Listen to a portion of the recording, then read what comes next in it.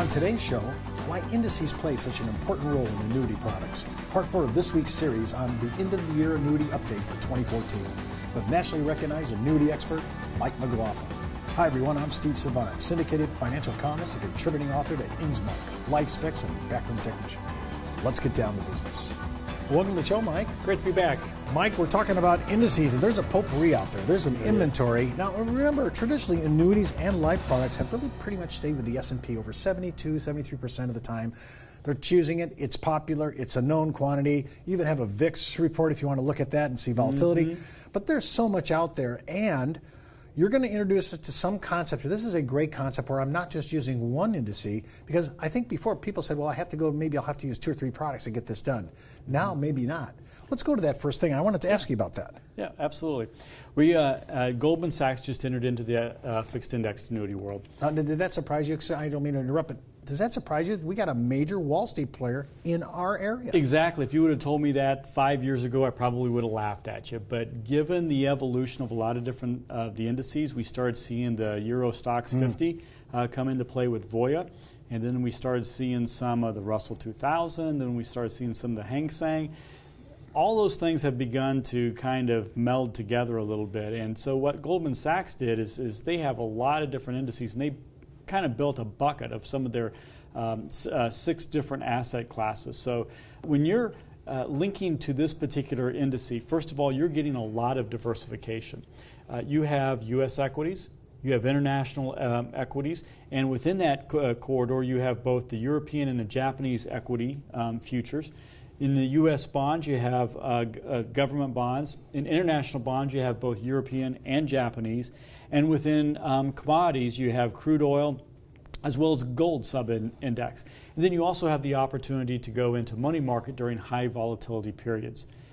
What that allows Goldman Sachs to do is interplay with all of these and allocate that out based upon the proper 5% volatility. So they don't want to have anything going outside of a 5% up or down range. And so they're managing all this. Yeah. So the advisor's not. We don't have to select individual allocations. Exactly. This is all composite. Exactly. So you get a little bit more of a stable return in this type of return as opposed to just a pure S&P 500. Now, this is an interesting thing because I want to introduce maybe some of our annuity producers to this concept. You said they're managing to a 5% volatility or loss.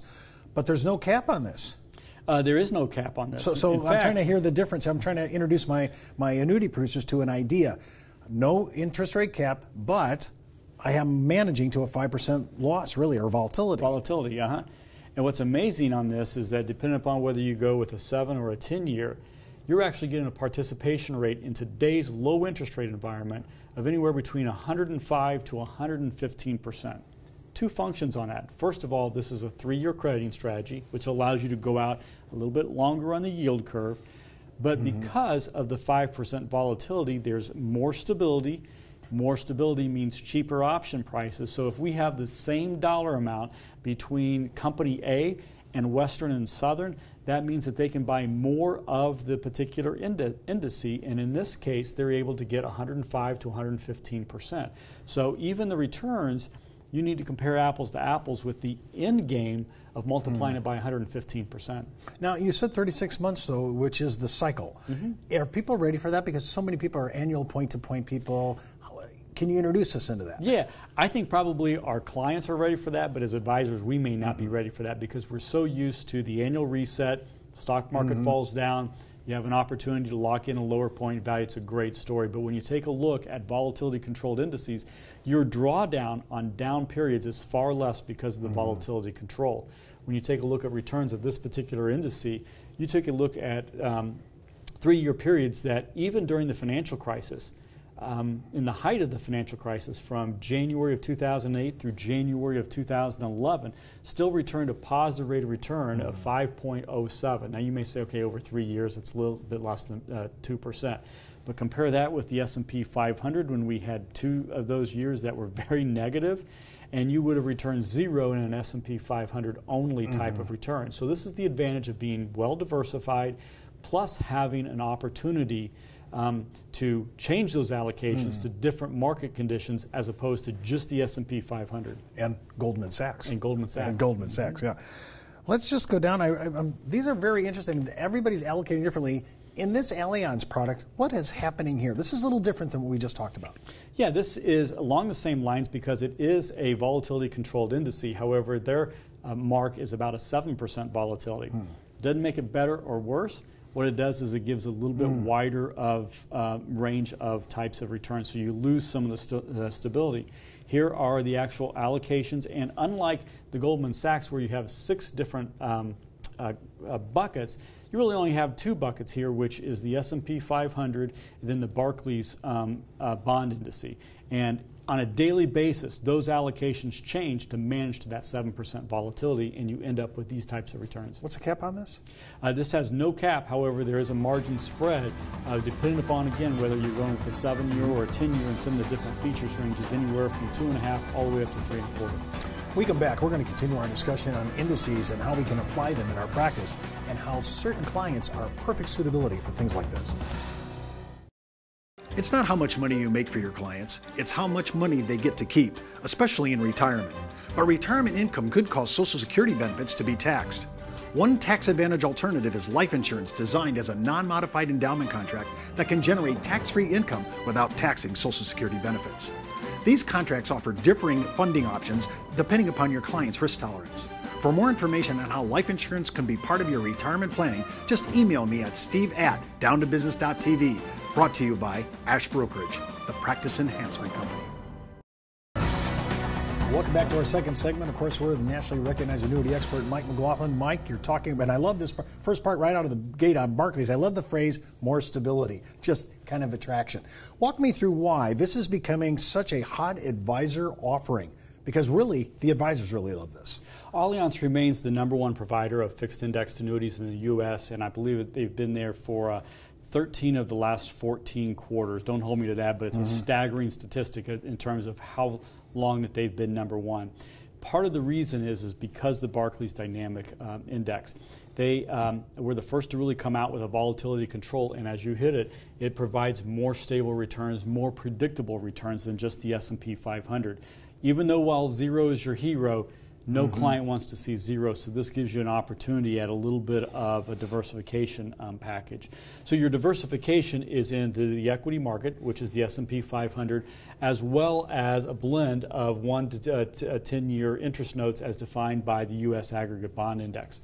So what happens here, there's 4 quadrants that can happen. Either the S&P can go down or up, and bonds can either go up or go down. The general feeling here is that when you have equity markets to go down, and in 1994 S&P went down by 1.54%, but interest yields went up by 2.62. So the blend of that doesn't actually mean an average, because more money was allocated to the interest rate bond market because of volatile periods. The BUDB actually came out to be a positive, actually ended up down 2.39% because of the fluctuations in the interest rates. On the other end of the spectrum, when we have both the equity markets and the interest rate markets going up, like in 2013, and between 93 and 94, we saw returns anywhere from 1.03 to 10.78%. So it becomes a little bit more predictable because you're bouncing off of one another. Now, this has been out for about a year.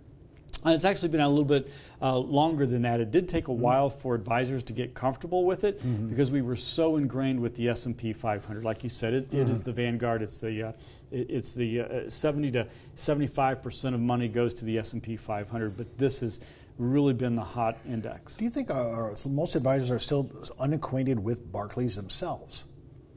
Yeah, I think that maybe it's a name that's not generally recognized, like a Goldman Sachs or a Merrill Lynch or things like that. So it did take some name recognition. I think one of our fears is what's happening with some of the other carriers. They're trying to duplicate this type of volatility control. And without outsourcing. Yeah, Allianz is locked up with Barclays for several more years. So you're seeing the Shiller's Index, which is linked to the housing market, the Aristocrat, which is linked to dividend-paying stocks. But what you have to be really careful of is when you peel back that onion a little bit as to what can that manager do. With Barclays, you can either be in the S&P 500 or the U.S. aggregate, one of the two. You can't go into cash. With some of the Aristocrat and some of the Shillers, you can have as much as 100% of your money into a cash position during volatile times. And there's not any type of hard parameters around that. So you may have a 100% participation rate, but you may have 100% participation rate with 75% of your money in cash positions, so you're not going to get the types of returns. So you really have to understand what the index is doing behind the scenes. Now, is this an annual point-to-point, or is this? This is a spread, so that you get 100% of the index, depending upon whether you go with a 7 or 10-year period. You're taking a look at anywhere between a 2.5% to as much as a 3.5% spread in today's interest rate. Have you seen much qualified money go into this? Because I like your 10-year because my cost gets a little lower. I have a little bit more curve in my yield. Have you seen people looking for more 10-year in the qualified market? Yeah, like we talked earlier in the week about locking in your gains. This is still a great opportunity because those people were in an asset allocation, maybe a 60-40 blend between equities and bonds. This I would say mirrors a 60-40 as its base allocation, and then will change depending upon allocations to volatility to manage that 7% volatility. So this is a great index to sweep off those gains but still be in the game from an allocation standpoint. And do you think, I'm just because you're so involved in annuities, Mike, have you seen a more trend to going to spreads, no caps, rather than the traditional cap but no spread, or maybe participation rate and a cap?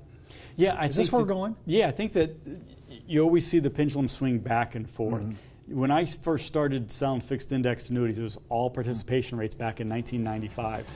Then all of a sudden we went to annual resets with a cap, and that was the hot topic. Now we're starting to see a swing back to participation rates. Even as low as 45 or 60% still sells because of the impact that you have of taking out the zeros in it. So we're starting to swing back to having a participation rate as opposed to a cap rate. Well, that's all the time we have for today. Remember, before moving forward with any of the ideas on our show, always consult your tax advisor, legal counsel, or your broker-dealer compliance officer. Missed an episode? Just go out to our video archives. And remember, you could be wiser as an educated advisor. I'm Steve Savant. We'll see you tomorrow.